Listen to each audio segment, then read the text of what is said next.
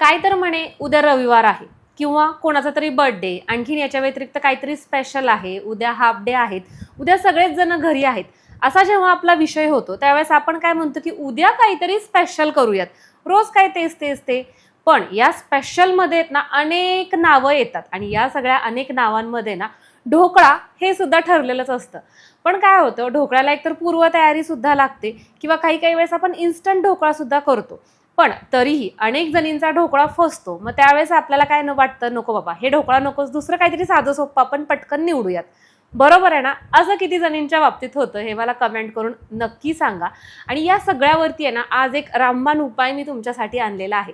मी आज तुमच्याबरोबर ढोकळ्याचं premix share करणार आहे आणि अगदी परफेक्ट अशा पद्धतीचं हे प्रीमिक्स जर तुम्ही एकदा घरी तयार करून ठेवलं ना, कधीही तुमची इच्छा होऊ द्यात, कधीही कोणीही तुम्हाला सांगू द्यात की आज ढोकळा कर, आत्ता ढोकळा कर म्हटलं तरी तुम्ही करू शकता.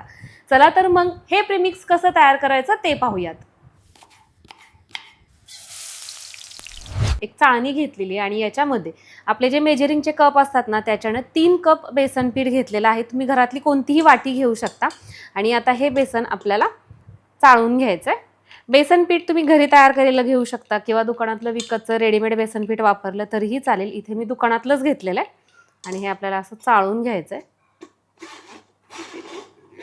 बेसन पीठ चाळल्यानंतर आता याच्यामध्ये आपण टाकत आहोत त्याच कपानं 1 कप हे तांदळाचं पीठ घेतलेलं आहे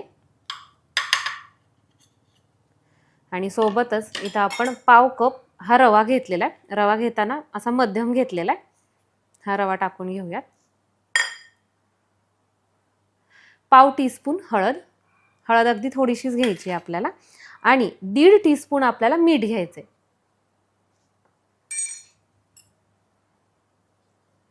मिक्सरच्या जारमध्ये आपण 1 टीस्पून साखर घेतलेली आहे आणि याच्यामध्ये आपण 1/4 टीस्पून हे सायट्रिक ॲसिड घेत आहोत. हे आता मिक्सरला एकदम बारीक असं फिरवून घेऊयात.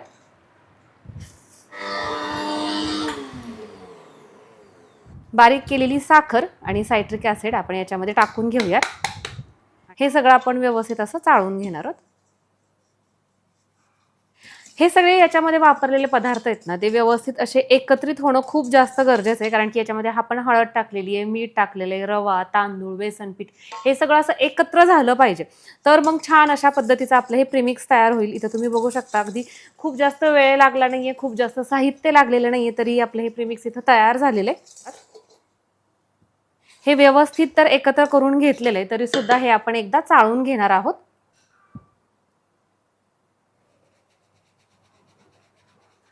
ढोकळा करण्यासाठीचं आपलं हे इन्स्टंट ढोकळा प्रीमिक्स तयार झालेलं आहे. एखाद्या काचेच्या भरणीमध्ये तुम्ही फ्रीजच्या बाहेर साधारण 1 महिनाभर याला ठेवू शकता आणि जर फ्रीजमध्ये ठेवलं तर आणखीन त्याची लाईफ वाढते, म्हणजे साधारण 2 ते 2.5 महिने आपण आरामशीर वापरू शकतो. आता हे प्रीमिक्स वापरून ढोकळा कसा तयार करायचा ते पाहूया. आपल्याला मदत करत आहे 600 वॅटची कॅपॅसिटी असणारी 1.2 litre Agaro Regency multi cook kettle with steamer. केटलचा हा जो एरिया आहे तो वाईड आहे, जेणेकरून आपल्याला कुकिंग करणं जास्त सोयीचं जातं. सोबतच 360 अंश डिटॅचेबल पॉवर बेस आहे. 2 ॲडजस्टेबल हीट सेटिंगमध्ये आपल्याला याचं टेम्परेचर मॅनेज करता येतं. ॲक्सेसरीजमध्ये आपल्याला हे स्टेनलेस स्टीलचं रॅक मिळालेलं आहे, ज्याचा वापर आपण आपल्या प्रोसेस दरम्यान करू शकतो. सोबतच हे एक बॉइलिंग रॅक आहे. जरी आपण शाकाहारी असलो तरीही बटाटे, टोमॅटो अशा पद्धतीच्या फळभाज्या वाफवण्यासाठी आपण याचा वापर करू शकतो. सोबतच प्लॅस्टिकचा बाउल देण्यात आलेला आहे, ज्याच्यामध्ये एखादा केक, ढोकळा किंवा इडलीसुद्धा आपण वाफवून घेऊ शकतो. आणि हे आहे स्टेनलेस स्टीलचं स्टीमिंग पॉट. यामध्ये आपण मोदक, आळूची वडी, कोथिंबिरीची वडी अशा पद्धतीच्या वड्या वाफवून घेऊ शकतो. सोबतच आपल्याला ही पॉवर कॉर्ड मिळत आहे. आता आपण ढोकळा तयार करतोय तर त्यासाठी एका बाउलमध्ये मी 1 कप भरून हे प्रीमिक्स घेत आहे. यामध्येच आपण 1 टीस्पून तेल टाकून घेत आहोत. आता याच्यामध्ये थोडं थोडं करून आवश्यकतेनुसार आपल्याला पाणी टाकून घ्यायचंय. पाणी टाकताना खूप जास्त पाणी एकदम टाकायचं नाहीये.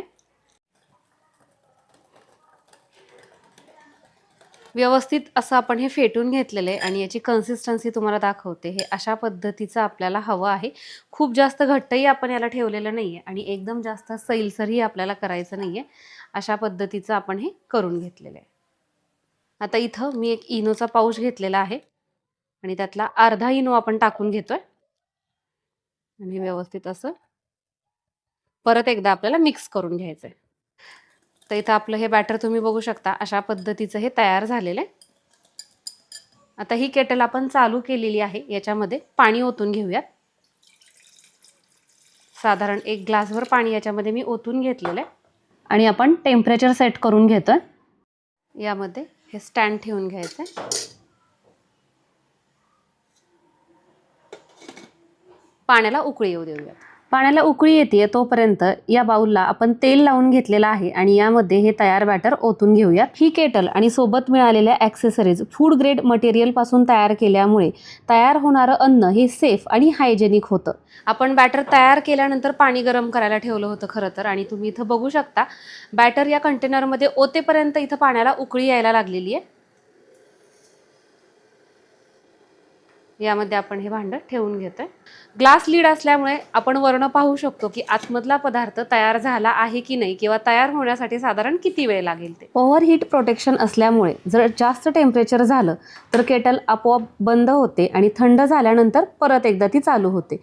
ही केटल ऑइल बेस्ड कुकिंगसाठी तयार करण्यात आलेली नाही. म्हणजे काय तर याच्यामध्ये आपण एखाद्या पदार्थाला फोडणी देणं किंवा एखादा पदार्थ तळून काढणं अशा पद्धतीच्या प्रोसेस करू शकत नाही. जर तुम्ही तसं करण्याचा प्रयत्न केला तर ही केटल आपोआप बंद होते. तर आता 15 मिनिट झालेले आहेत आणि इथं तुम्ही आपला हा ढोकळा बघू शकता. छान अशा पद्धतीनं फुगलेला आहे आणि व्यवस्थित असा वाफरला सुद्धा आहे.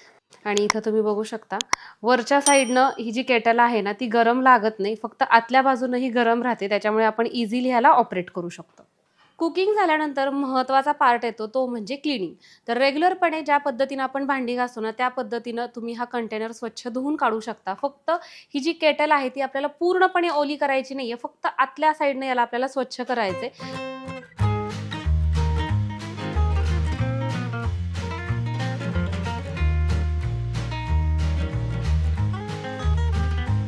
खालची ही जी साईड आहे ही साईड सोबतच आपल्याला हा जो बेस आहे तो सुद्धा ओला करायचा नाहीये. जर तुम्हाला हवं असेल तर या केटलची लिंक मी डिस्क्रिप्शन बॉक्समध्ये देत आहे, तुम्ही चेक करू शकता. ढोकळा पूर्णपणे थंड झालेला आहे. आता आपण हा डिमोल्ड करतोय.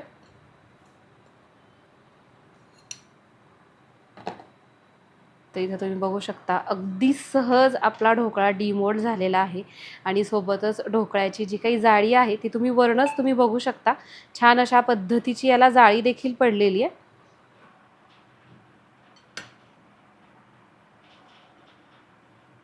तर इथं तुम्ही बघू शकता आपला ढोकळा छान अशा पद्धतीनं हा तयार झालेला आहे.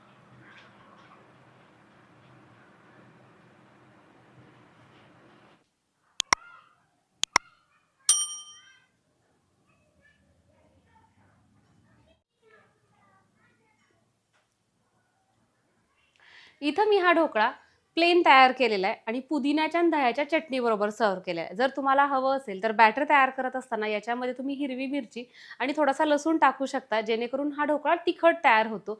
किंवा मग रेग्युलर आपण जसं गोड पाणी तयार करतो ना तशा पद्धतीचं पाणी तयार करून ढोकळा तयार झाल्यानंतर त्याच्यावरती टाकू शकता आणि तसा एन्जॉय करू शकता. चला तर मग आज आपण तयार केलेलं हे प्रीमिक्स तुम्हाला कसं वाटलं कमेंट करून नक्की सांगा. परत एकदा भेटूयात अशाच एका छानशा रेसिपीसहित. तोपर्यंत बाय.